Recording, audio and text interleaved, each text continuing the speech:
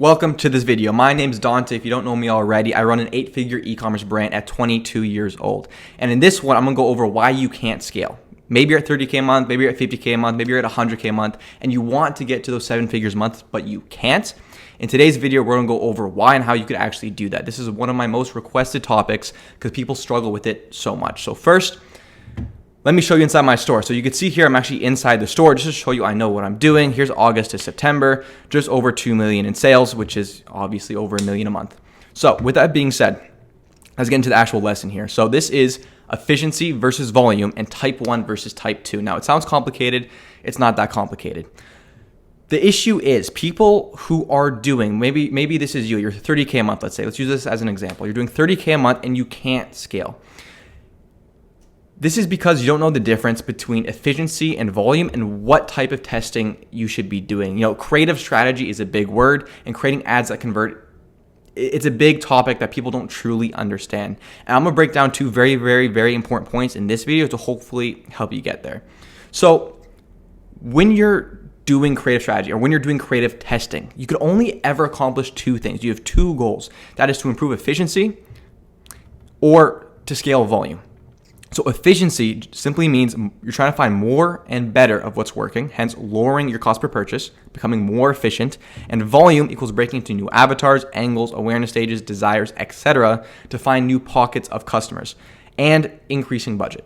So to get to scale, you could really focus on just efficiency and get very far, but at some point you need to actually turn and focus on volume.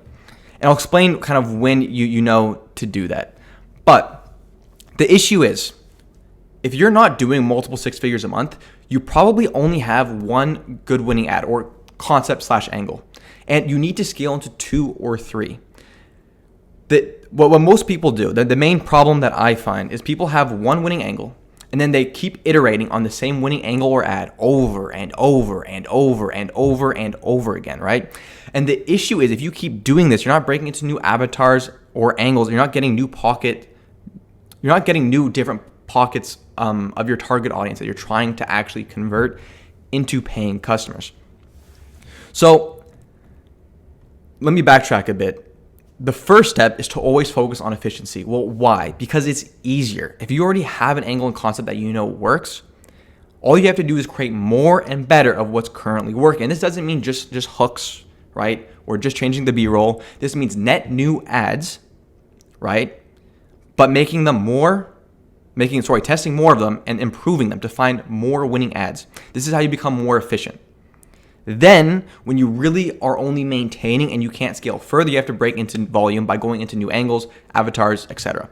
So how do you do that? Well, we have two different types of ads. We have type 1, which is a net new concept or a net new ad. I say concept, angle, same thing. And type 2, which is iterations. An iteration meaning you change one component of the ad. It's just a hook or it's just a B-roll.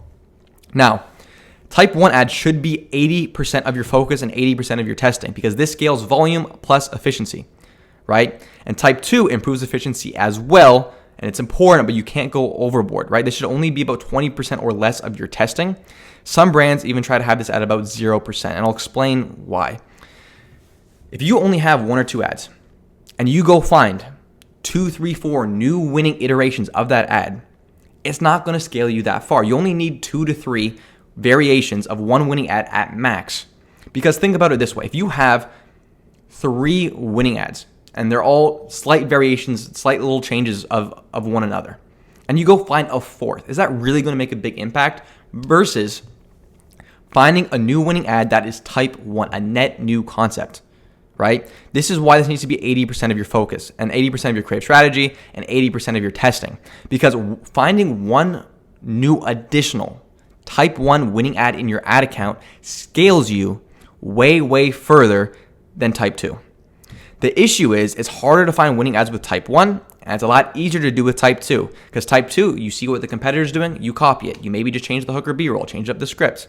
Right? Or you find a winning ad or you find a winning angle and you just change one thing at a time and you just keep testing the same shit over and over and over again. Well, you're not going to scale, right? It's like running into a brick wall over and over again. You need to actually find a way around the brick wall, in this case, by testing more type 1 net new concepts to break into new pocket audiences. Okay? So 80% of your testing needs to be this.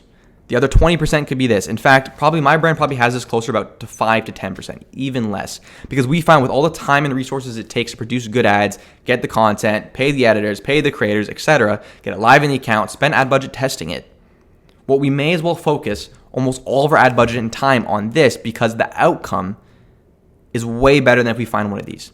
Now, these are still easy wins. Once again, if you find a new winning ad, iterate on it, improve it, but you really don't need more than 2 to 3 winning ads or variations of one single ad. You just don't, because sure, if you have 2 or 3, you split up the ad spend and you become more efficient, and hence you could scale and increase the budget. But when you go past 3, it's the same core messaging, it's the same desires, it's the same level of market awareness that ad has. So you're attracting the same people over and over and over again. There might be a lot of people, right? So if you have a winning ad and that angle is super broad, or the desire in that ad and the core messaging of the ad is super broad and converts, well, it could probably scale a while. And 2 to 3 or 4 iterations of that ad could do you very well. But there will be a follow-up, or the law of diminishing returns, where focusing on this doesn't make as much sense anymore. So my recommendation is you always should be testing type 1 net new concepts. When you find a winning ad, try to find 2 to 3 new variations of that also perform. That way you can spread out the ad spend across a few different winning variations of that, and then go back to type 1, right? Hopefully that's clear enough. Now, going back to efficiency versus volume, you have to understand, right? There's only 2 goals. Efficiency, lowering your CPA, and hence by default you scale, because with the same budget, you're getting more purchasers, right?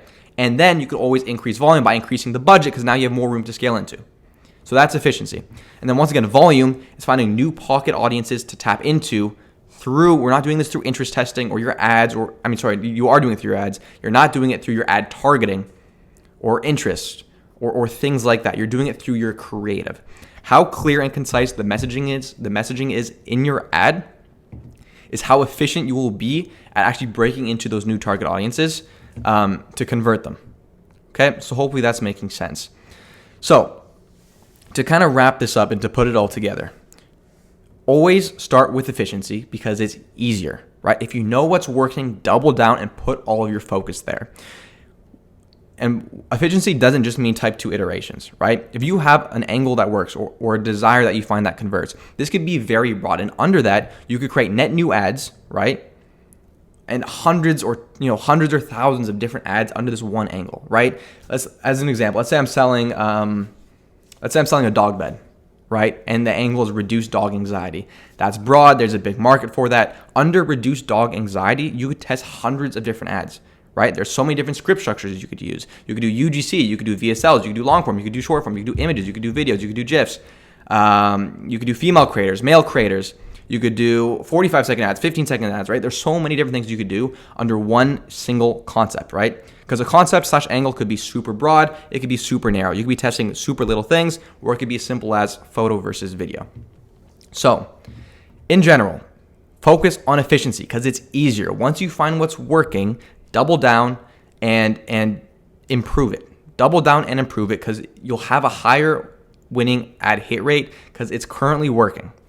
Then, this will get you very far, by the way. Like even at my scale, at $1 million a month, we probably only have 3 real broad concepts that are winning right now. And in fact, probably 80% of our spend goes to 2. And then there's one kind of third one in there.